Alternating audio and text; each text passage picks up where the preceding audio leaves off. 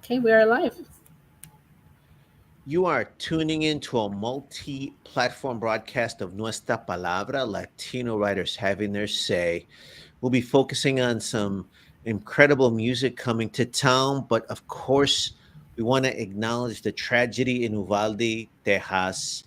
And as fellow Texans, our heart goes out to the families who've been involved. And we want to recognize what happened there with a moment of silence, and we'll tell you too that we debated going on or not. And right now we want to recognize this tragedy with this moment of silence.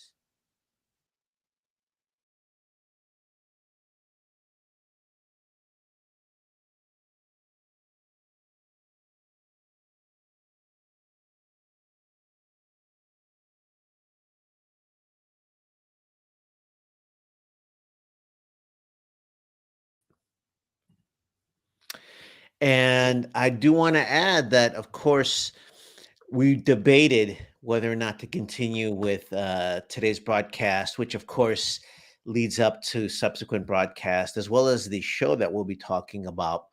And we believe deeply that our decades of work in art and community are testament to how different scientific studies have proven that folks that read books, are involved in art, have empathy for others. And we know that's vital every day. We also know that art and music help people succeed in school. As we talk about this particular incident, we're going to find out or get an idea of what motivated this these terrible actions.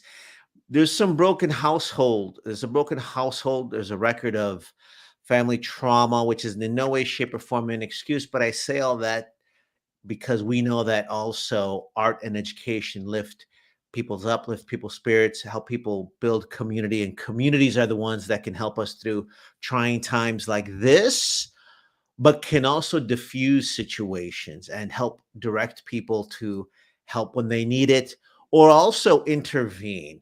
So we also want to continue with this decade long work. And I want to assure folks as well that our team will also be pursuing legislative policies, informal policies, and working with elected officials and community leaders to help build our community throughout Texas and any other places that have been afflicted by this as time goes on. And I do want to firmly say, too, that we also believe that art plays an important role in the fabric of society, which is vital to all of us living to our full potential. So, on that note, we're going to talk about the programming that we have here. So this is a multi-platform broadcast of Nuestra Palabra, Latino writers having their say. I'm Tony Diaz, the Librotraficante. Thank you for joining us. We start on social media. You'll be watching the video on fox26houston.com. You'll be listening to the audio with music on 90.1 FM KPFT, your community station. And of course, we also convene the old fashioned way in person. So, want to welcome Sarah, who is with the Accordion Kings and Queens concert coming up, which is an important tradition that we're happy to be a part of. And she's going to tell us about the upcoming show, as well as the history of this important. I don't want to call it just a concert. It's a festival. It's a community meeting. Sarah, this is not just your regular show, is it? No, it's a celebration of an instrument that a lot of people around the country and the world don't know enough about, in my opinion. And it's an instrument that you probably find in every country in the world, which is the accordion. And it's front and center in a lot of Texas music. And Texas Folklife is excited to come back with its 33rd year of this show in Houston. Fantastic. And let's give people those basic dates and times. And we'll mention it again because we need folks to put it in their calendar and to let their relatives know. Because I know a lot of folks that always ask me about the date and they missed it when it had to go to virtual. So we're very happy that it's live in person again. So give us the facts first. Yeah, so first and foremost, this show is coming up in Houston at the legendary Miller Outdoor Theater on Saturday, June 4th. There is no charge, as all of Miller Outdoors Theater's productions are open to the public, and it's from 7 to 10 p.m. that Saturday night.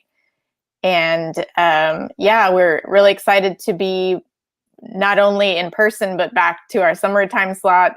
We were entirely virtual in 2020. We were hybrid in 2021, but had to move to the fall. And now we're also hybrid again. So if you're not able to make it to the Houston area, we'll be live streaming on Facebook on Texas Folklife's page. Fantastic. And I'm looking forward to being one of the MCs that evening, which is going to be a lot of fun. I always enjoy that. I call it the best in-person ethnic studies course in the nation, because that's really what it is. We'll talk about that in a little bit, but it's fascinating to see just folks from so many backgrounds enjoying each other's music and culture. And it's a lot of fun. I learn a lot. We learn a lot. And I think it is a example of the best of what Texas and our music can be. Give folks some of the names of the groups that'll be there that night. Yeah, so this year we have just another action-packed lineup. Again, we're kind of building it back up to the fantastic show we had pre-COVID, which was upwards of 5 bands all going for 4 or 5 hours. But we have 3 hours of action-packed Texas and regional music. And we have, I'll just start from 7 p.m. We have from New Orleans, actually, a Cajun band, Cameron Dupuy and the Cajun Troubadours. Cameron won our Big Squeeze contest last year, so he's an up-and-coming performer. And then Zydeco with RJ and Kreole Smoove. He was also a Big Squeeze winner back in 2014. And then closing out the night is Houston's own Las Fenix, an all female sister Norteño group. That is a fantastic lineup and really fun. It's going to be a really great show. What I love too is that your organization has developed different ways to cultivate talent, showcase talent, and create new audiences. So tell folks a little bit about what it means to be some of your winners that you've identified in the past, what that entails, what some of the categories are, and how they keep coming back. So I know we're going to kind of flash back into the history of Accordion Kings and Queens, which started in 1990, but another program of Texas Folklife's, which is a statewide nonprofit organization, is called the Big Squeeze Accordion Contest, and that started in 2007. And I've been honored to be a part of that program since the beginning of it. And so that is a now sort of regional program and a search for the next generation of Accordion Kings and Queens. So whereas Accordion Kings and Queens is a presentation of the best players of this music, the Big Squeeze is, again, kind of a talent search, but really a community engagement program to reach out to this traditional music of Texas. And we've now gone over into Louisiana, as why you see some winners from there. And so another exciting addition back into the program this year will be a couple of the winners of the young people. And then, as I mentioned, some of the lineup is former winners. So we're doing what we promised and finding the next generation. And these young people are starting their own bands and have been at it for a while now. That's really cool. And I don't want people to take for granted what you've broken down, because there's a lot of work involved, but there's also reward. And let's dive into some of the work, but also dive into some of the rewards, because the show is packed. So if you've never been to the Accordion Kings and Queens concert, you're missing out. It is free. You can hang out on the hill. Maybe you get tickets and come in on the covered side of the Miller Outdoor Theater. The sound system is really impeccable. But I imagine some of these young artists, especially, this is the first time they've performed for thousands of people, because if you've gone, you got to get there early because it gets packed. Thousands of people show up, but this might be the first time some of these folks perform in front of that many people. Is that the case? And why is that a big deal? Yeah, I mean, especially for sure the young winners, this year's winners, we're going to be kicking off the show with a 10-year-old girl from Plano, Texas, playing some polka music on an accordion that's almost as big as she is. And I mean, she just performed in the contest that we had in Austin for the first time to the public, because she started her lessons at the beginning of COVID. So all of her engagements have been virtual, and that was her first time playing for any live audience, which was about 200, 300 people here in Austin. So to jump forward and only 2 or 3 weeks play for perhaps 2,000, something like that, is going to be amazing. And she's taken it on. So, and then, again, jumping to some of our headliners, which were contestants in the program anywhere from 1 year to 10 years ago. They have been performing and touring with their bands, but we're excited to bring them to Houston to this great audience at the Miller Outdoor. That's really cool and a really practical way to get your performance chops going. And of course, in a little bit, we're going to talk to RJ. He's a pro, right? So we'll hear a little bit about his experience leading up to this and what this means to him and what we can look forward to. But what are some of the other benefits too? Because they get recognition, they get exposed to some of the icons in the field. And that evening too, I want people to know they can become members of Texas Folklife, which is important because then you support the organization. And I hope that you'll break a record for the number of folks that get involved. But they also too can take a little bit of Texas Folklife home with them, because they will then be in drawings for fantastic gifts, including some major raffle drawings. So tell folks a little bit about that. Yeah, again, so the producing organization of this this annual show is called Texas Folklife, and I am the producer, the production manager of the show, and representing Texas Folklife, and have been working with them off and on for many years. They are a statewide nonprofit that works to present and preserve and promote the cultural heritage of Texas through traditional arts. So that's very wide ranging. And Accordion Kings and Queens is a great taste of what the mission of this organization is. And as you said, Tony, this night is a chance for us to raise awareness and to raise some funds. We don't charge, nobody charges for the show. So we try to, ask for some participation in other ways. And as you mentioned, we have exciting raffles. We'll have some really cool merchandise for sale, and some perks with membership if you'd like to become a annual member. And back to your question about the Big Squeeze, kind of segueing from fundraising into the perks that the Big Squeeze winners get. We have many sponsors that help both the Big Squeeze and Accordion Kings and Queens. And one of our longtime sponsors that I want to give a shout out to is Honer Accordions. And so along with performance opportunities and actually a cash prize and some other things with the Big Squeeze contest, they each get a brand new Honer accordion. So that's great. And our raffle prize is the Honer accordion. So whether you've never picked up or touched an accordion in your life, you can get some raffle tickets and give it a go.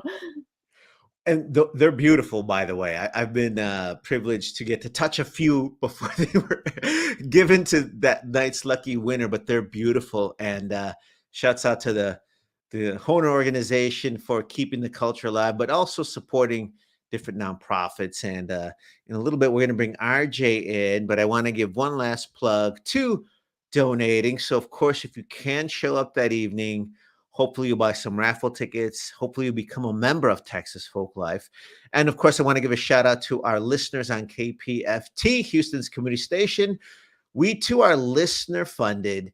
So if you can budget a donation, we appreciate if you go to kpft.org and make a donation in the name of Nuestra Palabra, Latino Writers Having Their Say, or our sister show, Latino Politics and News, because we've got a lot of folks going above and beyond the call of duty to keep art alive in the community. And on that note, let's throw some folks. Sarah, I want you to introduce RJ. And as you do, tell folks exactly the date and time for the next big show as we get RJ here. Thanks, Tony.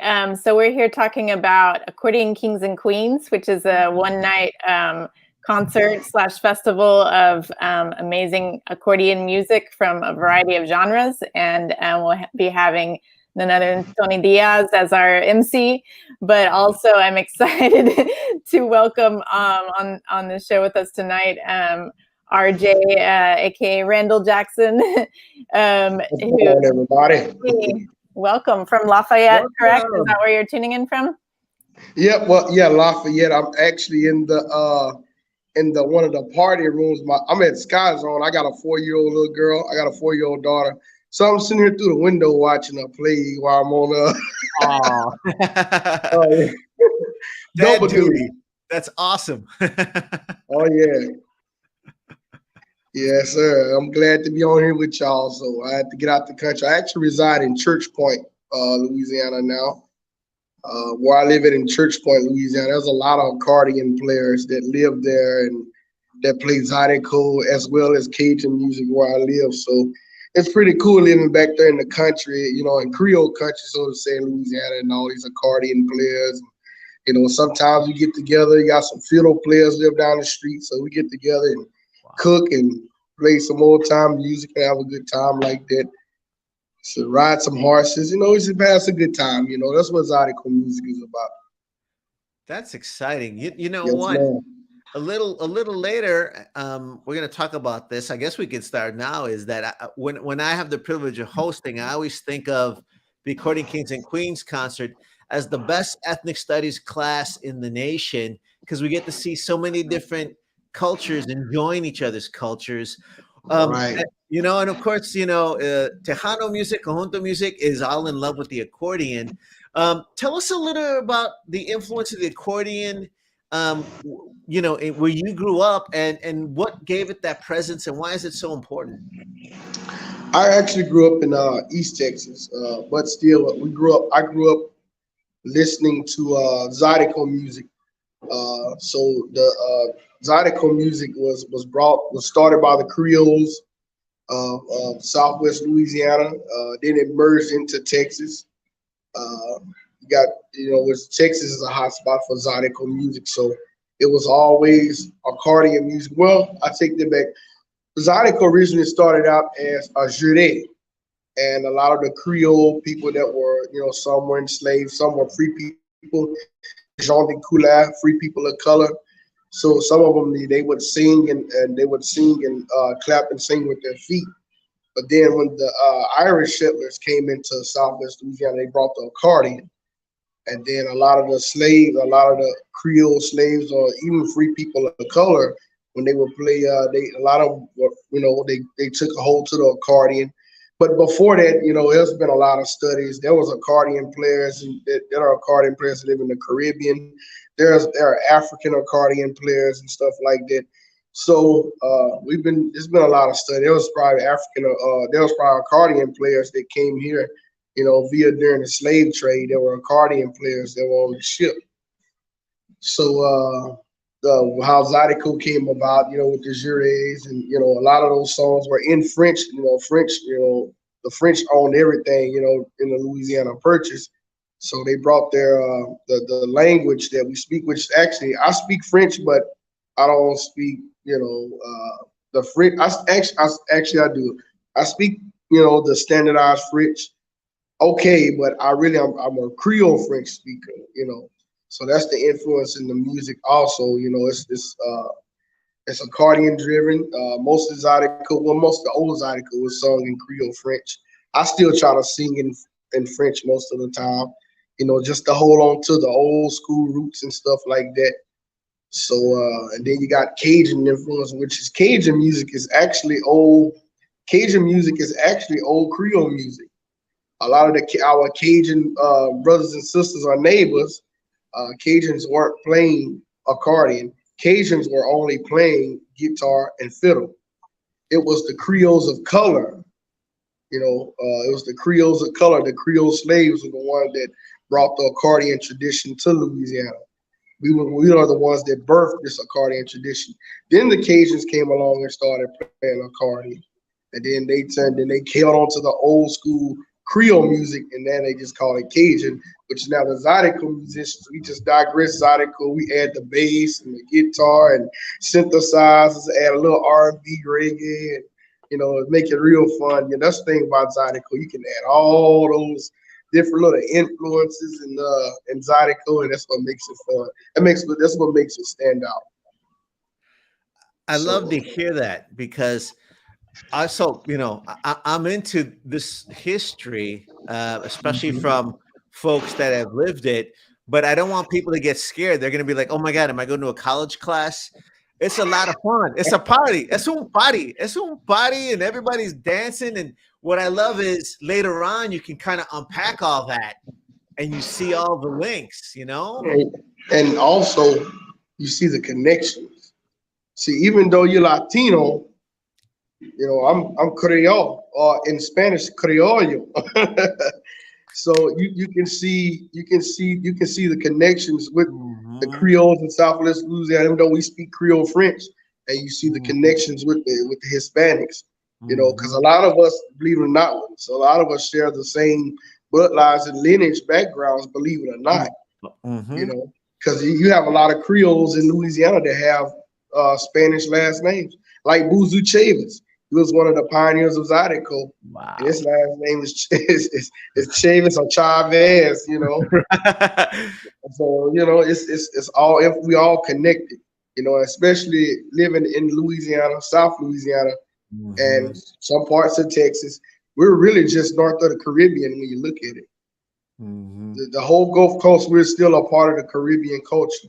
There's the Latinos, we're all connected. I tell people all the time, Latinos, they just some Native Americans that speak Spanish. Well, and what I love too is, and right now, I mean, this is fun. So I really wish that everybody could have a great day in school like we're having, right? If every class was like this, you'd have to push people out of class. You'd be like, no, you gotta leave class.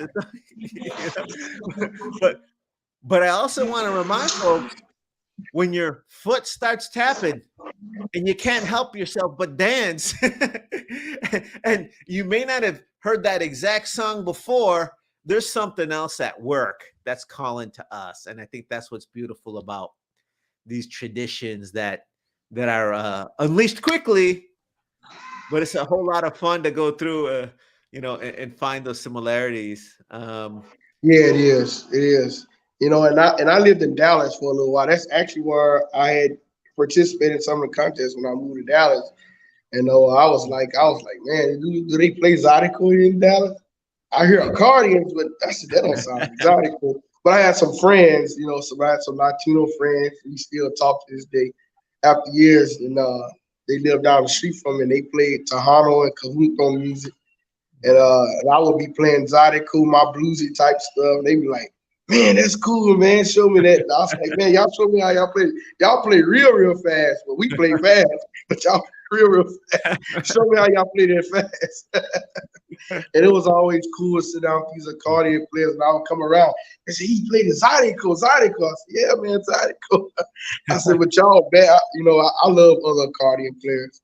I love watching other accordion players. They just dig into their accordion. It's real fun. It's real fun. Wow. And you know what, RJ? I think one of these days, maybe in the future, we got to have just a maybe a symposium or a lecture, or just a talk where we bring in just, a few people to talk about that. Because I do want to bring up one other thing, and I'll resist talking about the 20 things that you're inspiring. When you mentioned the different versions of French, it's the same thing with the Spanish, where you have your Mexican Americans who speak, Spanglish, or words that are not officially in the Spanish dictionary of Europe. But we Exactly. understand it. Exactly. That's the Native American influence in the languages. Just like I live in Church Point, but if you as you go back in between the different parishes and the different neighborhoods around Lafayette, Breaux Bridge, Cecilia, Opelousas, Baton Rouge, New Orleans, there's got to be at least 20 different dialects of Creole alone. Wow. Like I live in Lafayette, and I've heard people say I'm going to the store like 5 different ways. Some people say "Makuri à la grocerie." Some people say "Mosugon à la boutique." There's so many ways. There's so many different variations of Creole and French around here. It's crazy. It's crazy. And that's what's cool, and it's hidden. A lot of people, it's hidden. When people come to South Louisiana, they're like, "Are y'all American?" I'm like, "Yeah, they just a lot of them just didn't grow up talking English like everybody else. It's the culture here. That's what makes it different. That's what makes it different. So I try to hold on to that. I hang around a lot of elders that a lot of middle-aged elders that live here in this area that still speak French and Creole. A lot of them is their first language. Wow. It was a lot at one time. It didn't matter if you was black, white, or mixed. Everybody in Southwest Louisiana spoke French. Everybody. It don't matter it didn't matter who you was. Everybody spoke French at one time, and that was less than 100 years ago. Wow. Everybody spoke, and they even have Louisiana Spanish. Wow. Yeah, there's some people. They live mostly towards New Orleans. They call them Mayanos people. Wow. They were Spanish settlers that settled in Louisiana, and they still speak Spanish, but they call it Louisiana Spanish. Wow. And it's a little different than the Tex-Mex, but it's their dialect. And some of it is mixed in with some of the Native American languages and stuff. Especially then you have like the Houma people that live in Houma, Louisiana, the Houma Indians. They mix some of their Native American language in with the French. And then if you go back towards Elton, Louisiana, which is towards Lake Charles, which is before you cross over to go to Beaumont and Houston, Elton, Louisiana is actually where Zydeco artist Beau Jacques was from. Wow. Beau Jacques was about 7 feet tall. He was a famous Zydeco artist, but he was really Native American. You got different kind of Creoles here in Louisiana also. You got some people that call themselves Black Creoles. Some people call themselves French Creoles. Then you got some people that call themselves Creole Indians, because you got some Creoles that got more Native American backgrounds, and they call themselves Creole Indians. So just like the Coushatta Indians that live in Elton, Louisiana, they speak French, but they mix in the native tongue, which is Muskogean. Muskogean is their native tongue, so they mix in Muskogean with French, which is crazy. There was a girl in my French class at UL, which I'm about to enroll back in school actually to finish my bachelor's, majored in music, minor in French. This girl was in my class. She was highly beautiful. Lord have mercy. But her mom was Creole and her dad was a full-blooded Coushatta Indian. And we was talking French, and I was like, "What are you saying?" She was like, "Well, I'm from Elton. I speak Muskogean and French, so they mix them together." And I was blown away. I was like, "Wow, that's cool." So I actually go around the communities in Southwest Louisiana, and I sit down with some of the elders, because everybody talks different, and I just sit and speak with them, because I just want to, some people, even you got some people that live in Lafayette, and you got some people that live in Breaux Bridge, and they're less than 10 miles apart, and they talk totally different. They can tell, "Oh, you from Breaux Bridge? You talk French like you from Breaux Bridge." They said, "Who parle cassé, chat?" They say, "Oh yeah, that's that." Or they might say, "Oh, you talk like them Church Point people," or you talk French like you from Lake Charles. They just know everybody got their own way of speaking, which is cool, and it's not about race, but you have a lot of people that are identified as African American that are really Creoles. You know, they identify them as African American, but they don't identify as that. They said we rather be called Creoles because that's our culture. Even though we was born and raised in Louisiana, we do everything. We more French. Even a lot of words they say. Even a lot of them that speak more English now, they still say a lot of words that's in French, but they don't realize it because they so used to it, you know, which is cool. Now my daughter, she's 4, and I let an older lady watch her sometimes, you know, and she speaks nothing but Creole to me. I speak Creole to my daughter in the house, you know. Oh, that's and great. that's how we hold on to the roots. And she's actually attending a French immersion school, and that's real common around here. That's real common around here in Lafayette and all these parishes down here in Southwest Louisiana, because French was at one time it was banned, and one time because there was so many people talking French, so a lot of children were punished because they couldn't speak English. But after a while, they saw it was a danger. They saw it was a danger to the culture. So they started bringing French back into schools. So now they got French immersion schools in Lafayette Parish, St. Landry Parish, which is Opelousas, Lake Charles. So it's a lot of kids now that are in French immersion schools. Wow. So you can tell, like when I go out to bars and stuff, or when I go play somewhere, you can tell some of those that have been in French immersion schools because they conversate in English, then they go to French, then they go back to English, and then they go back to French. It's beautiful. It's beautiful. I love it. Tony, this reminds me of the debate that has happened for years over the term world music too, because that was coined as like a genre, but looking outward of anything except what is in our United States. And my argument has always been that the term world music is okay if you see all of this music as world music too. You know, now they're just trying to start a new term for the genre, but really it's not the term that's the problem. It's the way it was approached, is always looking to the outside. But this is world music that we're presenting. That's the problem. They try to categorize something else when you just leave it as it on. That's where it belongs by itself. Just call it Zydeco. You don't have to put it in the world music or this and that. It's Zydeco music, you know. But I started, you know, even though people get Zydeco mixed up now, but I kind of resort back to calling my music Creole music. I'm sticking more to the roots, so that's why I call my band RJ Kreole Smoove, you know. But I still play Zydeco. I'm a Zydeco artist, but I keep it Creole for a couple reasons. One of them being because of the culture, second because of the language, third because of the people and the way of life, you know.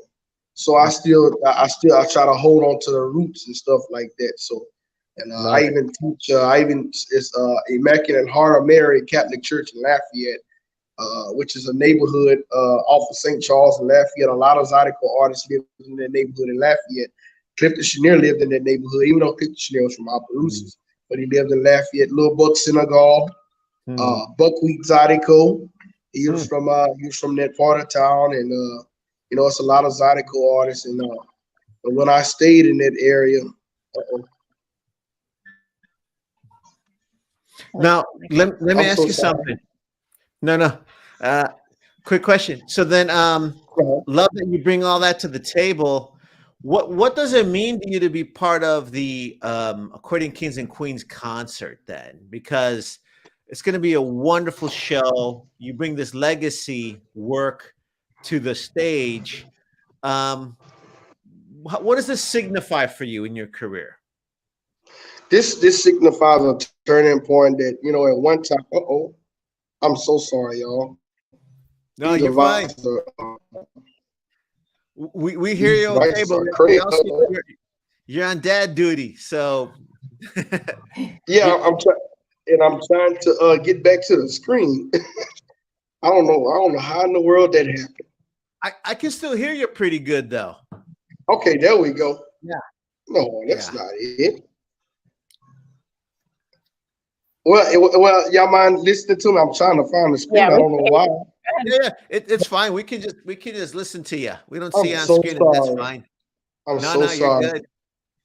But what it means to me, you know, of course, I've been, you know what? Shout out to Miss Sarah. shout out to Miss Sarah. She's still hanging in there. When I first got in this competition some years back, she was there, and she's still doing a good job. And I appreciate you there for Miss. I really appreciate that, Miss Sarah. You sticking with it, and you know this is a good thing. But this means a lot to me because. And I think we lost the audio now. Oh boy. I tell you what, RJ, we're gonna try and get you back. But man, what a great story. I just have to say that it's an honor for me. I don't need any thanks or anything with this job. It's just working with people like RJ and all the artists you'll see on June 4th. I mean, I don't come at this from ethnomusicology. I came into this from being a music lover myself. I've been listening to Zydeco and Conjunto since I was a little kid, and arts administration and things like that. But he can say it all because he's lived it and he's studied it. So it's just an honor to work with people that are amazing performers and can teach people from outside that culture everything about it too. Love it. Well, do me a favor. I'm about to give a shout out to all my team members. Give a shout out to all your team members because y'all been putting the work for a long time. Oh, thank you so much. We have the director of Texas Folklife, Charlie Lockwood, who's also been at this for a long time. And joining our team in Houston will be Maya Williams-Britton. She does all the social media marketing. She'll be running the merch table, you name it, there on June 4th. And we have a lot of other people behind the scenes here. We're based in Austin, but we work all over the state. Fantastic. And on the Nuestra Palabra side, I want to give a shout out to Roxana Guzman, who is our multi-platform producer, does a lot of our graphics, especially for our social media video portion. And then Rodrigo Bravo, who is our brilliant sound engineer and really makes us sound silky smooth for FM broadcast.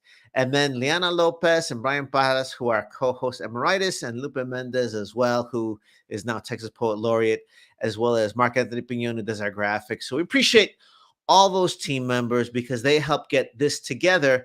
And kind of like you're saying, Sarah, the legacy work is when someone's career has been touched and changed. So I think we do want to get RJ back on to say goodbye. Do me a favor, give the dates and times one more time, Sarah, so we know people can make sure to tell their neighbors about the. Yeah, there we go. Yeah, I'm sorry, y'all. No problem. I'm sorry, y'all. We're talking about Accordion Kings and Queens, produced by Texas Folklife, which will be Saturday, June 4th, Miller Outdoor Theater in Houston, Texas. We have one of our amazing band leaders here, RJ Kreole Smoove. We have some Cajun music. Hopefully, back to what RJ was saying, you're gonna hear the segue of how this accordion has been moving all around the state of Texas, Louisiana, down into Mexico, with blurring our borders here. And so you'll hear some Norteño music from Las Fenix as well. And they're awesome as well. Okay, RJ, you know what? There's someone tuning in right now that's like, okay, this sounds like a bunch of college professors. Am I going to have fun at that party? Okay, tell them how we're gonna party. Tell them how you're gonna throw them, RJ. Get them to go. Let me tell you something. If you ain't never been to a Zydeco dance, if you've never been to a Zydeco dance in Houston or Louisiana, and just gonna knock you off your feet. You're gonna dance every song. You're gonna dance, even the slow songs. I'm gonna make you dance. I might make you cry. I'll cry. I might make you cry. You know. But you're going to have a good time. You're going to pass a good time. There's going to be nothing but good vibes. You know, all kind of people coming together. And you know what? With all the stuff that's going on in this world, with all the stuff, you know, prayers for Uvalde down, I don't know if I said it right, but prayers for Uvalde and stuff like that, and people in New York. You know, musicians, what they need to realize, what I'm learning about myself as a musician. Musicians are the healers of this world. We're the healers of the land. We're the ones that can get through people through our music. You know, and I feel like, you know what I feel like? I said, this old guy made me laugh, but it was kind of true, but it was funny. He said, you know what? The problem with it is, well, you put any music, but he said, those people over there, they ain't got no crawfish and they ain't got no Zydeco. That's why they mad. He said they ain't passing a good time. He said that all they gotta do is come to Louisiana. We got cold beer, we got some crawfish, and you know, we got some music. He said that's all they need. They're gonna stop all that fighting and wars over there. Which I say this all the time. Even if somebody wanted to, you know, I hate to sound harsh, put a bullet in my head. If they were to hear me playing my accordion in my house, they'll run away. I truly believe that. That's how powerful music is. That's how powerful music is. And the accordion is something different. It's something different. So so y'all come on, put your dancing shoes on. We're gonna pass a good time. We're gonna do some Latinos, we're gonna do some Creole, we're gonna do some polka. We're gonna enjoy all of it. This is one of the only shows, I believe, one of only maybe 2 shows a year at Miller Outdoor Theater that they turned the orchestra pit into a dance floor too. So we're ready to go back to that. And they have to. They're gonna have to. We're gonna pass a good time. Fantastic. Well, thank you both for joining us on the show. Looking forward to hanging out in person. And we hope that folks can come celebrate our art, culture, community together, because only art can save us. Thank you both. Looking forward to the next Accordion Kings and Queens show. Hey, this is Nuestra Palabra. Latino writers have to say. Andrea, I'm Tony Diaz. On behalf of all the Librotraficantes, Nuestra Palabra, thanks for tuning in. Thank you both. All righty. See y'all later. See you soon. See y'all at the show. Bye. See you at the show.